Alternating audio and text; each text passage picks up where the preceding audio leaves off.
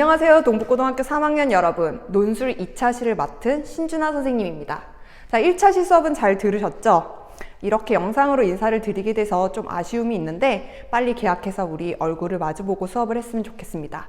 자, 1차 시 김종덕 선생님께서 숭실대 기출문제를 풀어주셨는데 어땠나요? 풀만했나요? 오늘은 세종대 기출문제를 풀 건데 김종덕 선생님께서 올려놓으셨어요, 파일을. 그래서 그걸 풀어보라고 과제로 내주셨는데 풀어보셨나요? 안 풀어봤을 것 같아. 그쵸?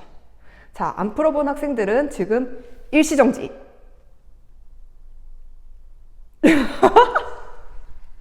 일시정지인 줄 알았죠? 자, 35분이에요.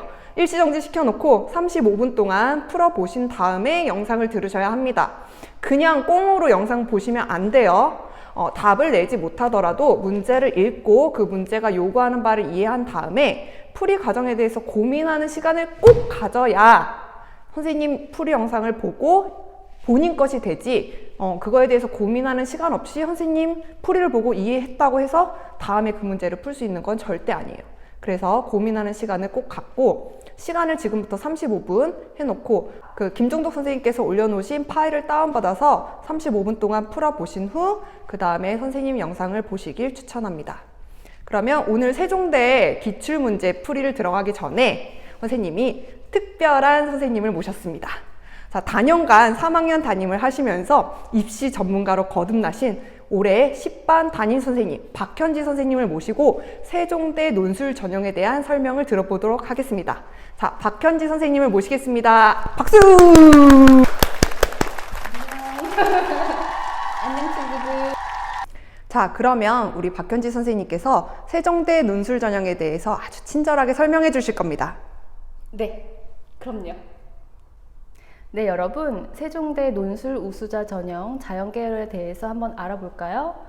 일단 작년에 비해서 모집 인원이 10명 감소했습니다. 그래서 작년에는 233명이었는데 올해는 223명으로 되었고요. 경쟁률은 작년 경쟁률 궁금하시죠? 두구두구두구두구두구두구. 네, 43.5대 1.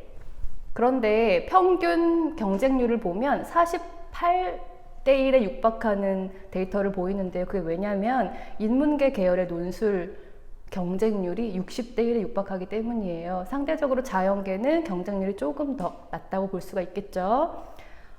그리고 최저가 있어요. 자, 올해는 최저가 어떻게 변했을까요? 네, 우리 이과 학생들은 언어, 수리 가형, 영어, 과학탐구를 보죠. 과학탐구 상위 한 과목까지 포함해서 2개 합 5가 되겠습니다. 네, 여러분 최저 맞출 수 있으실까요? 네. 자, 세종대 논술 우수자 전형에서는 교과목이 30%, 그리고 논술이 70%가 반영이 돼요. 총 1000점 만점에서 교과목이 300점 만점, 논술이 700점 만점이 되겠습니다. 자, 그럼 교과 관련해서는 어떻게 성적이 반영될까요? 네, 비교과가 있고 교과 전형이 있어요. 비교과는 뭘 얘기할까요? 네, 여러분이 잘 알다시피 무당 결석을 며칠 했는지, 아니면 봉사활동한 시간이 모자라진 않은지, 이것들을 확인하는 게 되겠죠. 하지만 세종대는 걱정할 것이 없어요. 왜냐하면 반영하지 않기 때문이죠. 네. 자, 그래서 여러분은 교과목 성적을 좀 더 확실히 받아 놓으시는 게 좋을 것 같습니다. 반영 교과는 자연계이기 때문에 국어와 영어와 수학과 과학이 있겠고, 이 모든 과목을 전학년, 학년 구별하지 않고 100% 반영하니까 여러분이 3학년 1학기까지 성적에 신경 써주시면 되겠습니다. 자, 교과 등급별 점수 차이는 여러분 혹시 알고 계신가요? 네, 1등급이면 당연히 감점이 없겠죠. 얼마나 좋겠어요, 그죠? 하지만 1등급이면 세종대 지원하지 않아요. 네. 자, 2등급이면 3점 감점, 3등급도 3점 감점. 자, 그러면 1등급과 3등급 사이의 점수 차이는 6점이 되겠죠. 네. 그리고 4등급 받은 친구들은 3등급보다 9점 감점이 되는 거 여러분 알고 계시고요. 이럴 경우에 그럼 여러분은 판단하실 수 있겠죠. 아, 3등급 정도까지 지원하라고 하는 거구나. 이렇게 요 정도 알고 계시면 되겠고요. 사실 작년에는 2등급은 2점 감점, 3등급은 11.3점이나 감소시켰어요. 감점을 했었어요. 근데 이런 걸 봤을 때 올해 논술 세종대에서는 조금 더 등급 간의 점수 차이를 좀 좁혔구나 라는 것까지 여러분이 알고 계시면 되겠습니다. 자, 마지막으로 2019학년도 수능 합격선 알려드릴게요. 자, 내신 등록한 친구들의 평균은 4.15, 그리고 등록한 친구들의 상위 80%의 친구들의 등급은 4.58이 되겠습니다. 자, 이 얘기를 들었을 때 여러분이 나 4.58인데 지원 가능하겠구나, 이런 걸 보고 여러분이 상향 지원하게 되는 거거든요. 자, 그렇다기보다 일반고 성적이니까 4등급보단 조금 더 좋은 친구들이 지원하는 걸 추천드립니다. 네, 그리고 논술은 700점 만점에 평균 364점이었어요. 자, 그런데 여기서 여러분 궁금하시죠? 내신 성적에 등록한 친구들 내신 성적이 가장 높은 학과가 뭘까요? 한번 짐작해 보시겠어요?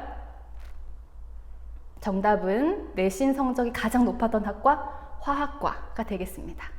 자, 그러면 논술 성적이 가장 높았던 학과 궁금하시죠? 준하쌤 보고 계신데 궁금하시죠? 네, 좀 과하네요. 오늘 그죠? 네. 자, 논술 471점이 가장 최고점이었어요. 여러분 700점 만점에 471점 굉장히 높죠? 자, 학과는요, 바로 소프트웨어 학과였습니다.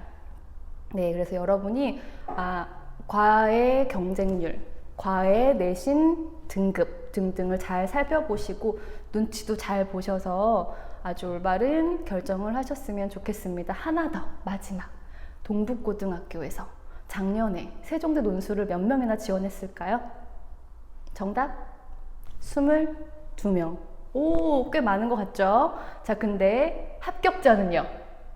자, 보기 1번 0명, 보기 2번 1명, 보기 3번 5명.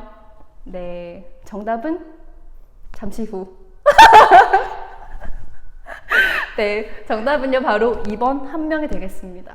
너무 아쉽죠? 네, 그래서 논술 전형 지원하실 때 상대적으로 문과보다 자연계에서 논술 합격률이 높다고 해서 무작정 모든 논술에 다 지원하시면 안 되고요. 본인의 성적을 맞춰서, 그리고 수리 논술인 거니까 수학 공부 열심히 하셔서 네, 수학 성적을 쑥쑥 높여서 성공하시는 대입 되시길 바라겠습니다. 궁금하신 건 언제든지 전화 심준아 선생님께 물어보시면 되겠습니다. 네.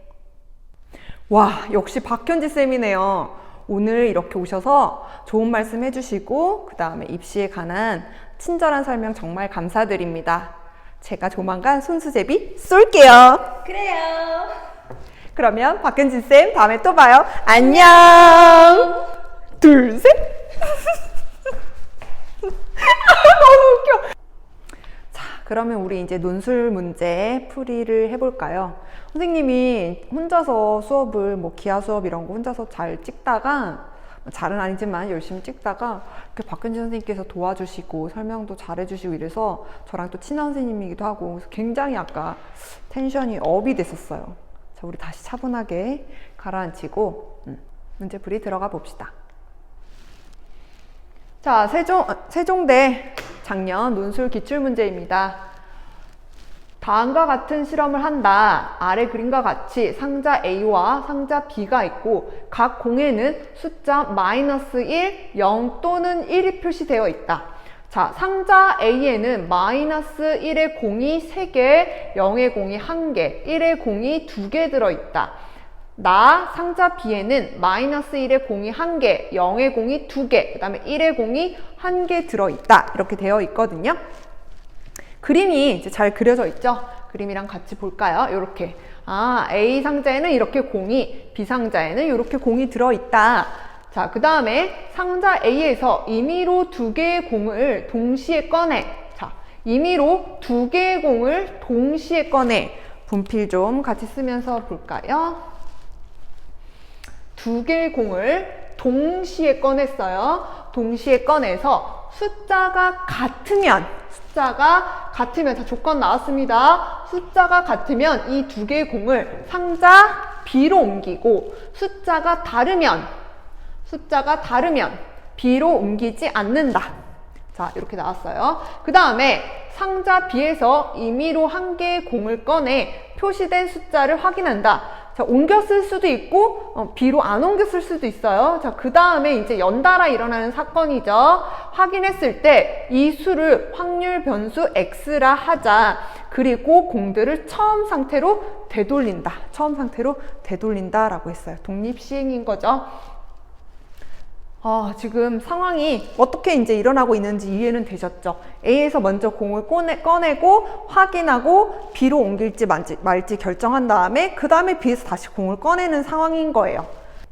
자, 그럼 문제를 볼게요. 2-1번 확률 P, X가 1일 때를 구하여라 라고 했어요.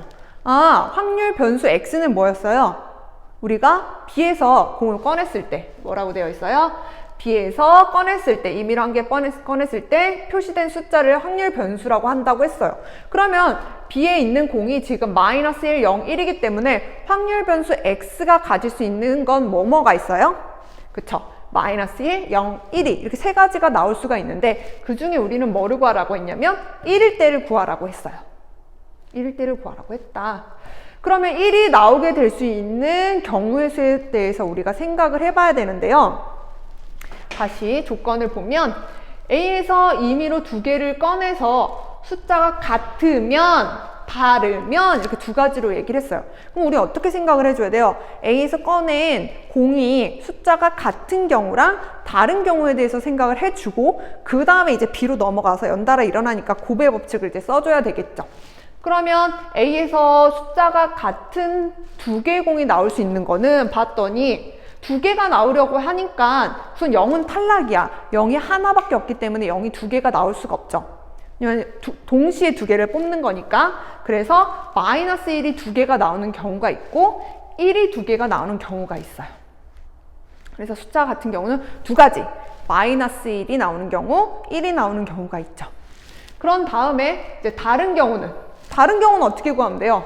다른 경우는 이제 얘기를 해보면 이렇게 뽑는 경우지. 마이너스 1이랑 0 뽑거나 아니면 0하고 1 뽑거나 마이너스 1이랑 1 뽑거나 이렇게 세 가지가 있어요.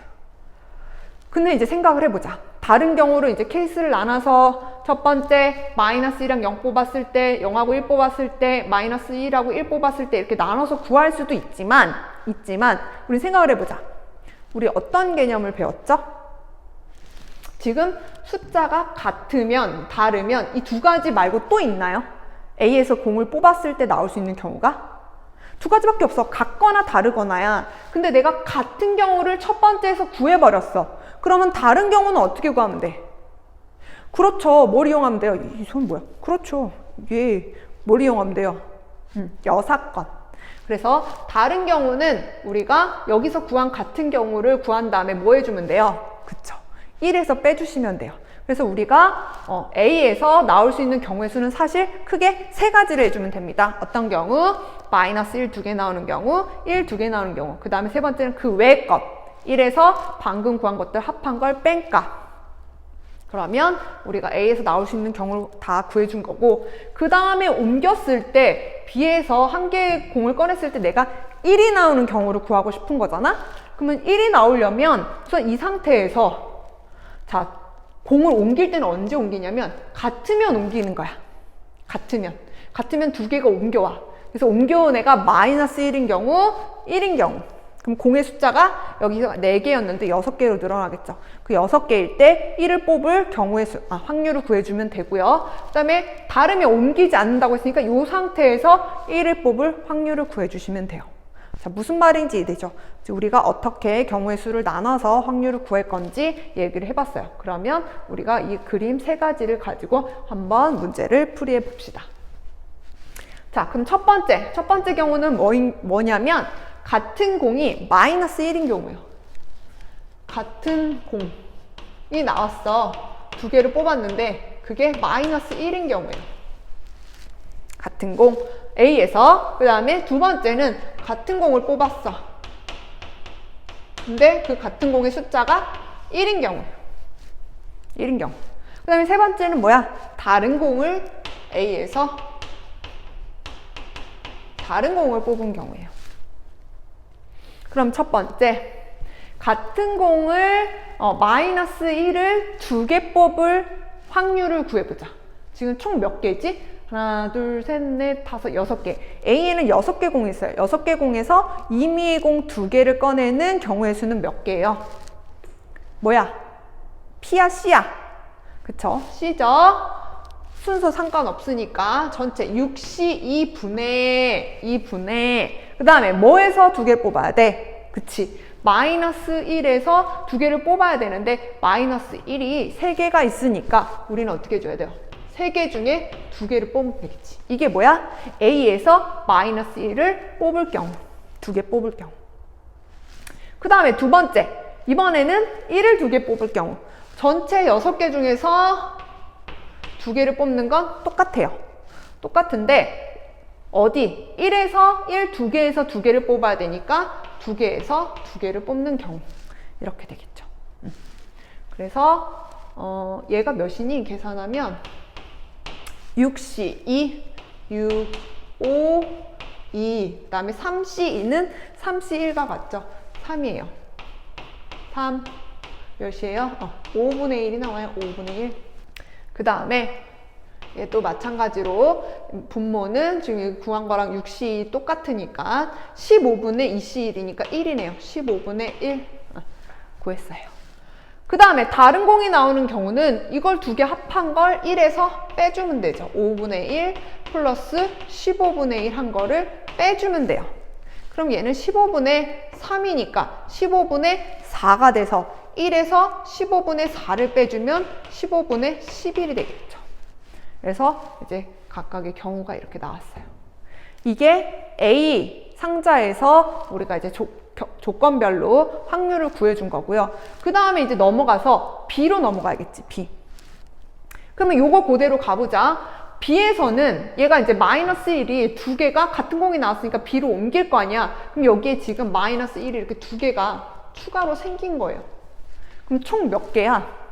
총 하나, 둘, 셋, 넷, 다 6개 중에 하나를 뽑을 건데 1이 나와야 돼. 우리는 지금 PX1, 1이 나올, B에서 1이 나올 확률을 구해야 되니까 6개 중에서 하나, 6분의 1이 되겠죠.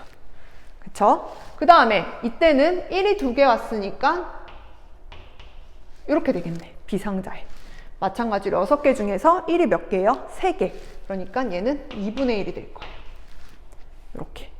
그 다음에 마지막, 얘는 다른 공이 나오면 어떻게 한다고? B로 옮기지 않는다고. 그러니까 그냥 그대로 4개 중에 1은 하나, 4분의 1 이렇게 돼요. 이해되시죠? 자, 그러면 여기서 상자 A에서 우리가 원하는 조건에 따라서 일어날 확률, 그 다음에 연달아서 B 상자에서 일어날 확률, 각각을 이렇게 다 구해줬거든요. 이거 다 어떻게 해줘야 돼요? 어떻게 해줘야 돼? 연달아 일어나는 거니까. 합의 법칙이에요? 곱의 법칙이에요? 그렇죠. 곱의 법칙이에요. 얘네 둘이를 곱해야 된다, 이렇게. 곱해. 그런 다음에 얘랑은 다 어떻게 해주면 돼요? 얘랑은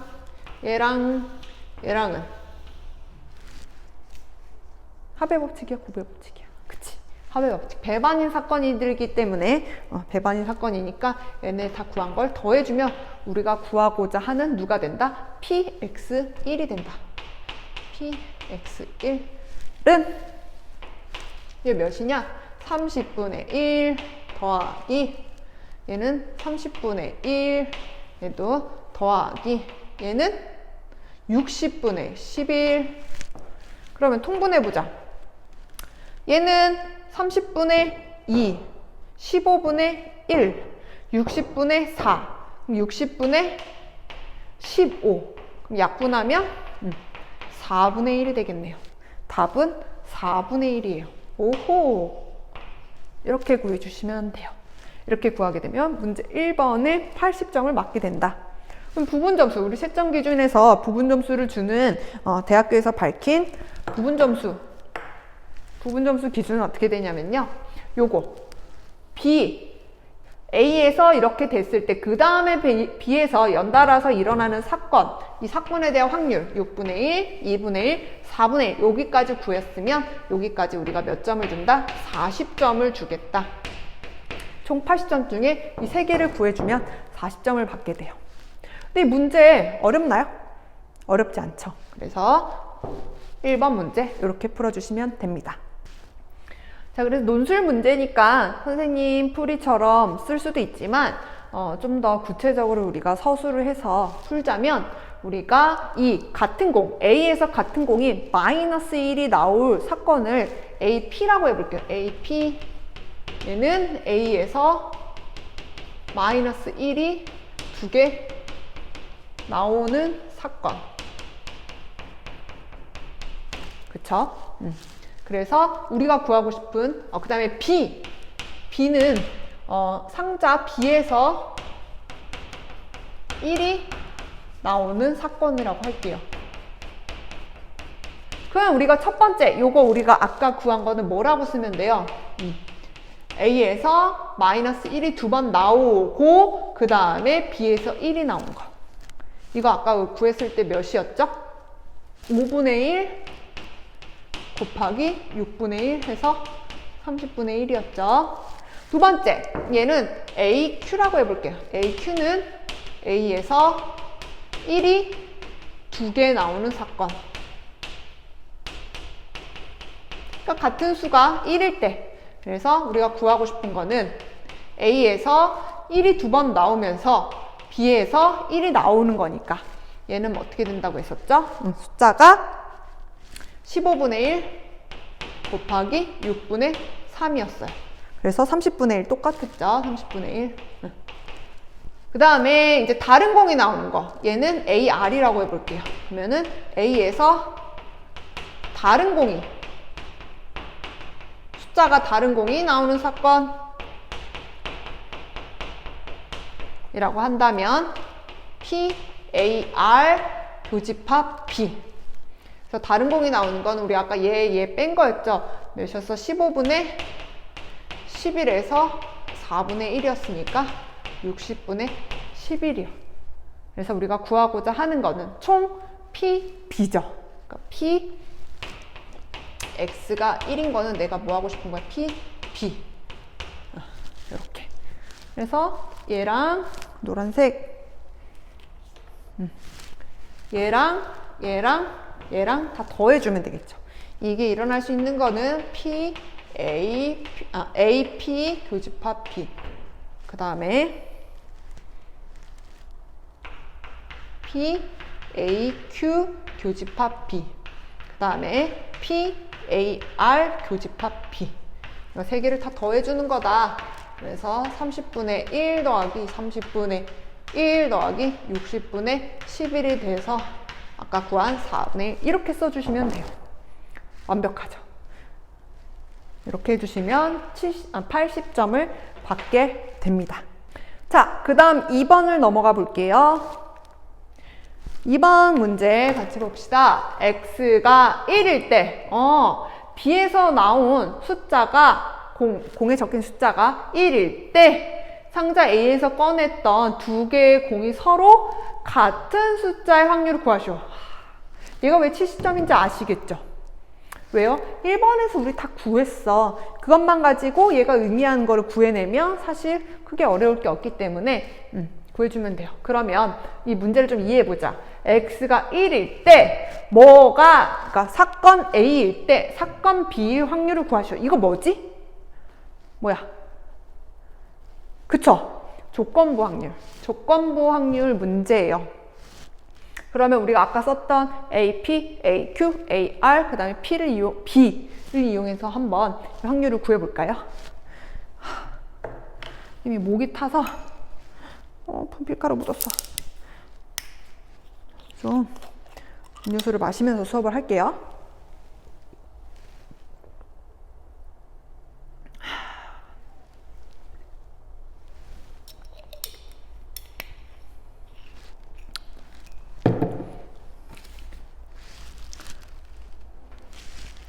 힘들어요. 이게 교실에서 수업하는 것보다 훨씬 힘들어요. 그냥 빨리 너네가 학교에 왔으면 좋겠어. 선생님 많이 힘들어. 빨리 오세요. 아, 너네도 오고 싶겠지. 빨리 코로나가 종식이 됐으면 좋겠어요. 아, 그럼 한번 구해봅시다. 이건 뭐야? 일대. 이거 뭐야? 아까 B. 사건 B. 그쵸?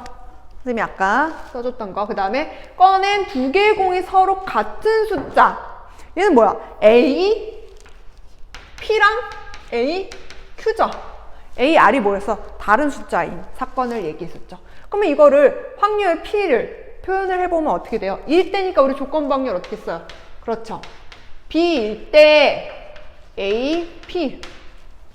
이 경우랑 그 다음에 얘는 서로 배반이니까 어떻게 각각 구해서 더해줘야겠죠.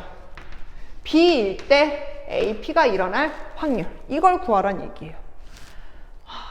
그러면 써볼까? 얘는 뭐야?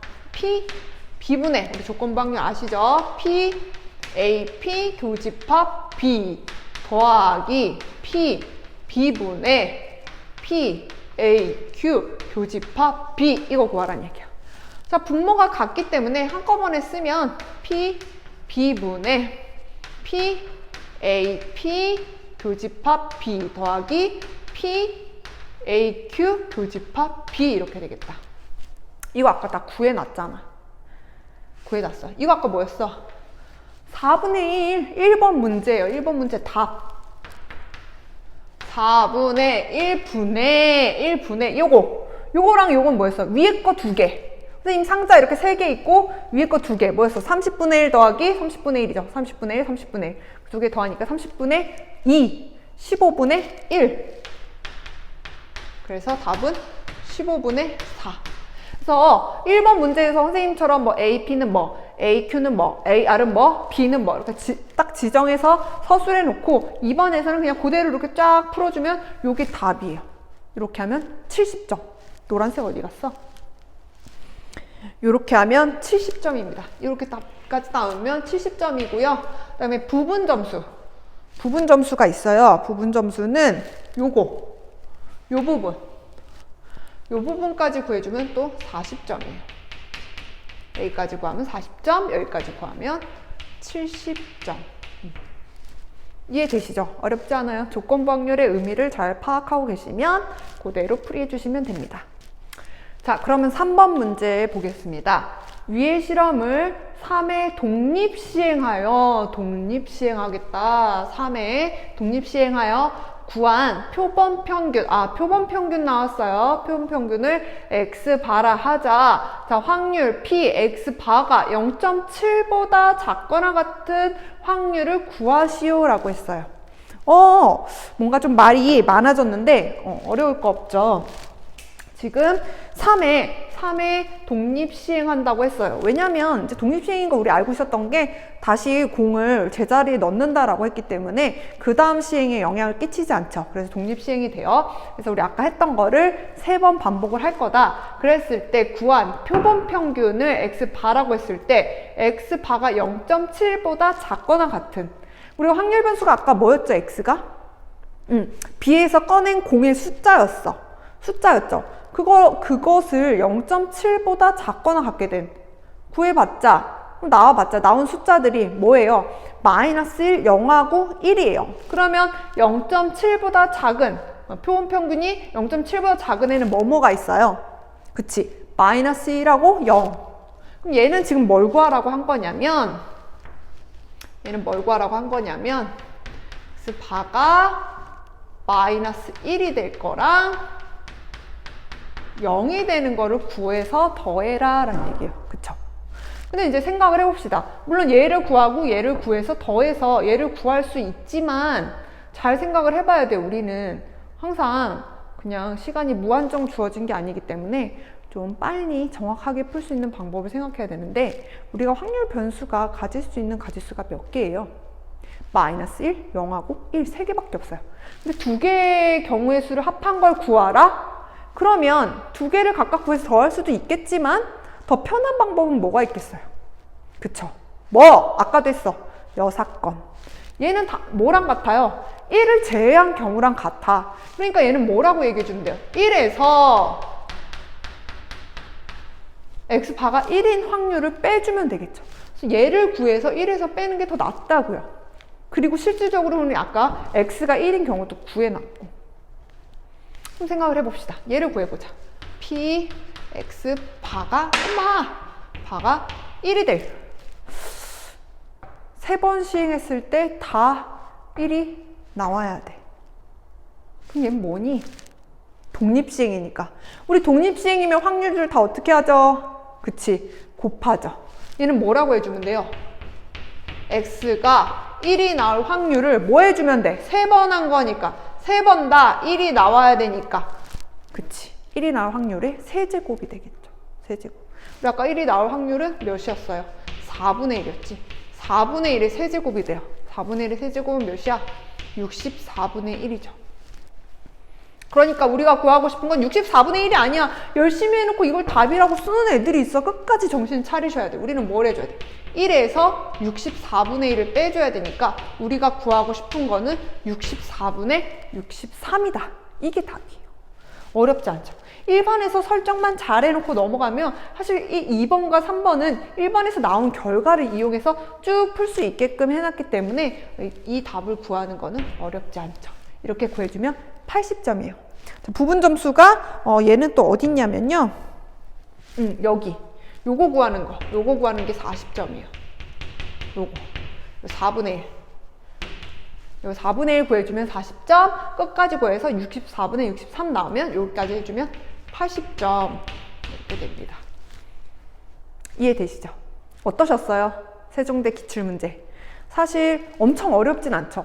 우리 그 중간고사, 기말고사에서도 충분히 나올 수 있는 난이도고 이거보다 어려운 문제도 내신에서 많이 출제가 되죠. 그래서 논술 문제라고 해서 뭐 이제 학교마다 이제 차이는 있겠지만 세종대 논술 문제는 사실 어려운 난이도는 아니에요.